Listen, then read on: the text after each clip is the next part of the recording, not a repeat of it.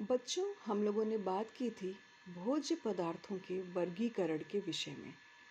हम अपने भोज्य पदार्थों को वानस्पतिक स्रोत और प्राणिज स्रोतों से प्राप्त करते हैं। वानस्पतिक स्रोतों में मुख्यतः अनाज, दालें, सब्जियां, फलियां, मसाले, फल, सूखे मेवे, शक्कर, गुड़, वसा, तेल, कॉफ़ी, चाय आदि आते हैं। और प्राणिज स्रोतों में दूध, मांस, मछली, अंडा आदि आते हैं।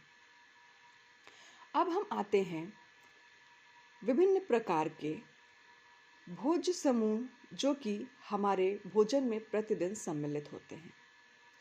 इसमें सबसे प्रमुख है सीरियल्स या अनाज। इन्हें हम तृणधान्य भी कहते हैं। बच्चों, अनाजों को अंग्रेजी में सीरियल्स कहा जाता है। इस शब्द की उत्पत्ति यूनानी भाषा के सिरिस शब्द से हुई है। पहले के समय में यूनान में सिरिस एक देवी मानी जाती थी जो कि खाद्यान्न और फसलों की संरक्षिका होती थी। इन्हीं के नाम पर अनाजों का सीरियल्स नाम दिया गया है। आहार में ये अनाज बहुत प्रमुख स्थान रखते हैं। अमीर, गरीब, बच्चे, बूढ़े सब के भोजन में इन अनाजों का उपयोग प्रतिदिन होता है और प्रमुख रूप से होता है। विश्व के हर हिस्से में अनाजों का उपयोग ऊर्जा प्राप्ति के लिए किया जाता है।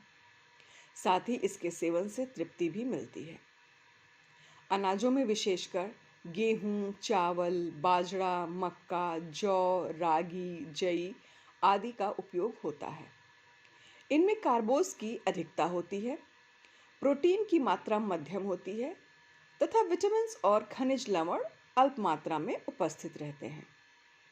इनमें उपस्थित प्रोटीन भी अपूर्ण होता है, यानी कि इनकम्प्लीट प्रोटीन मिलता है।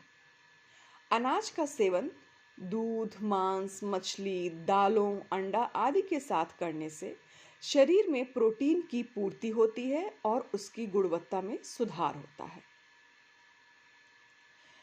खाद्यान्न को यदि परिभाषित करें तो हम कह सकते हैं कि वे सभी अन्न तथा कृषि में उत्पादित सभी घास वर्ग जिनके बीज भोज्य वस्तु के रूप में उपयोग किए जाते हैं, उन्हें हम खाद्यान्न या अनाज कहते हैं।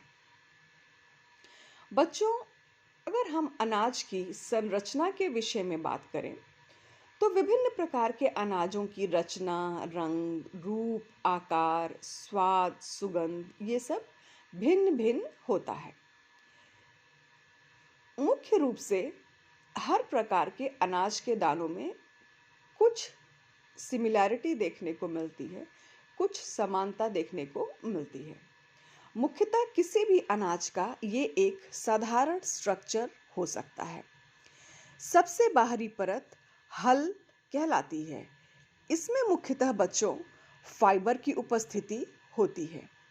ज़्यादातर इसका कार्य प्रोटेक्शन यानी कि अनाज को आवरण प्रदान करना होता है। इसमें बी विटामिनों की उपस्थिति होती है और कुछ इसमें खनिज लवण भी उपस्थित होते हैं।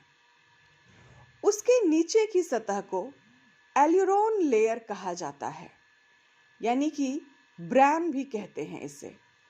इसमें मुख्य रूप से प्रोटीन और फाइबर की उपस्थिति रहती है। उसके भीतर की तीसरी परत एंडोस्पर्म होती है। इस भीतरी परत में स्टार्च की अधिकतर उपस्थिति होती है। मुख्य रूप से कार्बोहाइड्रेट्स और प्रोटीन बहुतायत में इसमें उपस्थित होते हैं। सबसे भीतरी परत जर्म कहलाती है। इस जर्म में ही बीज होता है। इसमें ज़्यादातर प्रोटीन और वसा उपस्थित होते हैं। कुछ प्रकार के एंटीऑक्सीडेंट्स भी इसमें पाए जाते हैं। बाहरी आवरण में सेल्यूलोज की भी प्रधानता होती है और दूसरे पोषक तत्व इसमें अल्प मात्रा में उपस्थित होते हैं। ज़्यादातर हम अपने भोजन में खाने में इसका उपयोग नहीं करते। यह संपूर्ण अनाज के भार का 5% होता है। भीतरी जो एल्यूरोन लेयर होती है, इसमें फास्फोरस फाइबर्स, थायमीन यानी कि विटामिन B1 अधिक मात्रा में रहते हैं। ये पूरे अनाज के भार का 4% होता है। इसमें फाइटिक एसिड भी पाया जाता है, जिसका पूरी तरह से उपयोग हमारा शरीर नहीं कर पाता। भीतरी भाग, जिसे एंडोस्पर्म या भ्रूणपोष भी कहा जाता है, इसमें जैसे कि मैंने बताया कार्बोज की उपस्थिति अधिक होती है और साथ ही साथ प्रोटीन और लिपिड भी इसमें उपस्थित रहते हैं कुछ मात्रा में। भ्रूण या भ्रूणपोष स्कैटुलम द्वारा जुड़ा होता है, जिससे भ्रूण एवं भ्रूणपोष में भोज्य तंतुओं का आदान प्रदान होता रहता है। इसमें प्रोटीन, वसा, खनिज लवण तथा विटामिन प्रचुर मात्रा में विद्यमान होते हैं। सभी अनाजों का कैलोरी मूल्य लगभग एक समान होता है। 1 ग्राम कार्बोहाइड्रेट से 4 किलो कैलोरी ऊर्जा की प्राप्ति होती है और सभी अनाजों में 60 से 80% तक कार्बोज होता है तथा लगभग 10 से 12% तक प्रोटीन की उपस्थिति रहती है।